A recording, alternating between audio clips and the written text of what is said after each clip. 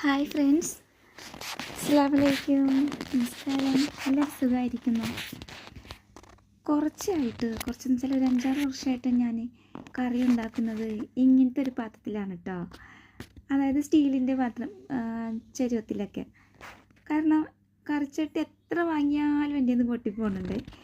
എപ്പോഴും പൊട്ടിപ്പോകും വെച്ചാൽ താഴെ വീണ് പൊട്ടുന്നതല്ല കേട്ടോ.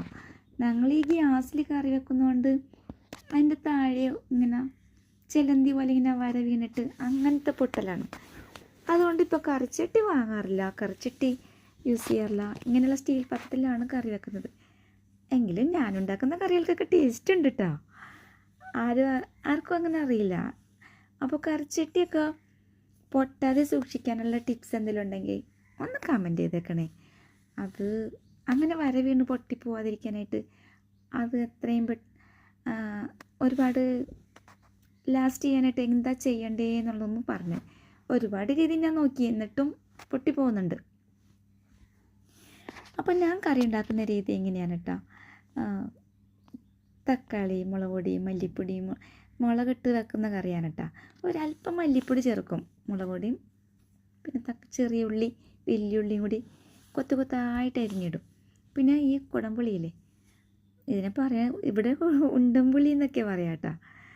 അപ്പോൾ ഈ വാളംപുളിയും കുടംപുളി രണ്ടും ഒരല്പം ചേർക്കും കേട്ടോ. എന്നിട്ടാണ് കറി ഉണ്ടാക്കുന്നത്. ഇതെല്ലാം കൂടെ ഒഴിച്ച് വെളിച്ചെണ്ണ ഒഴിച്ച് കറിവേപ്പിലയിട്ട്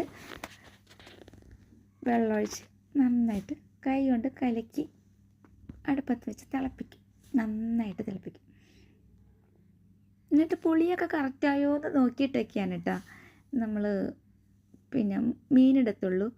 അപ്പോൾ ഞാൻ കറി വെക്കുന്ന രീതിയാണ് ഇട്ടത്. അത് ഓരോരുത്തരുടെ ഓപ്ഷൻ അനുസരിച്ച് ക്വാണ്ടിറ്റിയൊക്കെ കൂടുതലും കുറവ് എങ്ങനെയാണെന്ന് വെച്ചാൽ ചെയ്യാം കേട്ടോ. അപ്പോൾ സപ്പോർട്ട് ചെയ്യാത്തവരുണ്ടെങ്കിൽ ഒന്ന് സപ്പോർട്ട് ചെയ്തിട്ട് കൂടെ ചേർക്കണേ. അപ്പോൾ ഇതാണ് ഞാൻ ഉണ്ടാക്കിയ കറി. അങ്ങനെ കറി എല്ലാം പാകത്തിനായിട്ടുണ്ട്. അപ്പോൾ ഈ മീനെ നിങ്ങളവിടെ എന്താ പറയുകയെന്ന് എനിക്കറിയില്ല.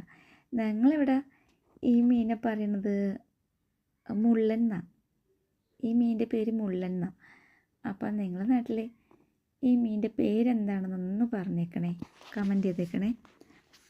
അപ്പോൾ ഇന്നത്തെ വീഡിയോ ഇത്രയേ ഉള്ളൂ. അപ്പോൾ ട്രൈപോഡ് വാങ്ങിയിട്ട് എൻ്റെ ഫസ്റ്റ് വീഡിയോ ആണ് കേട്ടോ ഇത്. Thank you.